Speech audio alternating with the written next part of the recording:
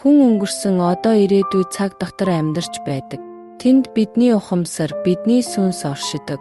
Тэгвэл өнгөрсөн одоо ирээдүйг юу бүтээдэг вэ? Энэ бол бидний амьдралыг жолоодож удирдах байдаг бидний дотор орших мэдээллүүд юм. Бид өөртөө байгаа дурсамж, туршлага, мэдээллийн хэмжээгээр цаг тутамд сонголт хийж шийдвэр гаргаж байдаг. Бид амьдрал дээр бүрэн ухамсартай мэт байдаг боловч өөрийнхөө далд ухамсарын ертөнцийг харж чадахгүй, өөрийгөө сайн ойлгож мэдэхгүй байх үеуд их бий. Тиймээс ухамсараа сэрэх хэрэгтэй. Бидний ухамсар сэргэснээр бид гайхалтай, үзэсгэлэнтэй сүнсээ нээж чадна.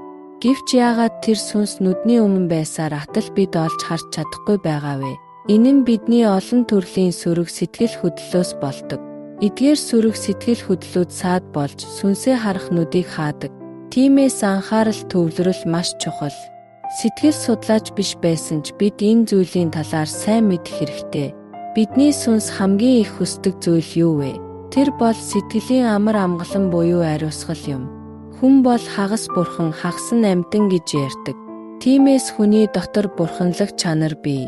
Ухамсарыг 3 ангилж болно. Ил ухамсар, дэлд ухамсар, дээд ухамсар буюу сүнслэг ухамсар гэж ангилдаг. Дээд ухамсар буюу сүнслэг ухамсарын түвшинд хүрэх үед бид өөрийн сүнсээ харж чадна. Энгийн үед бидний ухамсар бүрэн сэрүүн байдаггүй.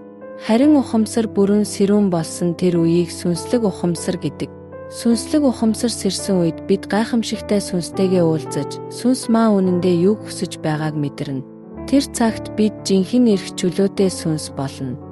Харин өнгөрсөн дух гомдол, муу дурсамжин дотроо байнга баригдмал байгаад байвал сүнс маа хоригддог. Траума болон эгоогоос ангижрахад амаргүй байдаг. Харин маш цэвэр ариун ухамсартай хүн сүнслэг ухамсарт хурдан нэвтэрч чадна. Үүнийг нээхийн тулд амьсгал ба бясалгал нь хамгийн сайн арга юм. Амьсгал бол сэтгэл хөдлөлттэй шууд холбоотой. Сэтгэл төгссөн үедээ амьсгалаа удаанаар авч гаргуул бие тайвширч, тархинд хүчилтрэгч хангалттай очдог. Тэгэхэд цусны эргэлт сайжирч, бодол тодорхой болж тогтворчно. Амьсгалын ачаар бүх бие суларч, сэтгэл тайвширч, ухамсараа удирдах боломжтой болно. Ингэснээр хүн өөрийн ухамсарыг жолоодох чадвартай болдог. Хоёр дахь нь бол бясалгал. Бясалгал бол ухамсарын орон зай, цаг хугацааг удирдах хүчийг өгдөг. Өнгөрсөн сөрөг дурсамж, траумыг арилгах амаргүйж, амьсгалаар тайвширч, бясалгал хийж цаг хугацаагаар аялан өнгөрсөн дөх траумыг арилгах боломжтой. Ухамсар зөвхөн анхаарсан зүйлээ харж, сонсож мэдэрдэг. Тиймээс хүсээгүй дүр 6-аас ангиж ирж, хүссэн зүйл рүүгээ ухамсараа шилжүүлэх боломжтой болдог. Бясалгал нь ийм хүч өгдөг. Эцэст нь ойлгох ёстой нэг чухал зүйл бий.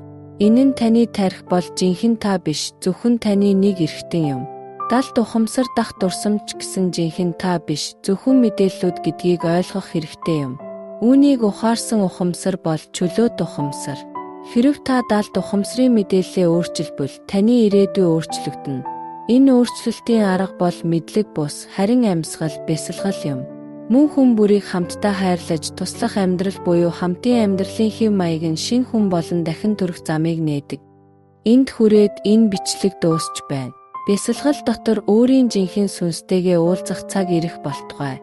Бичлэг дуустал нь хамт байсан танд аз жаргал, амар тайван хүсье.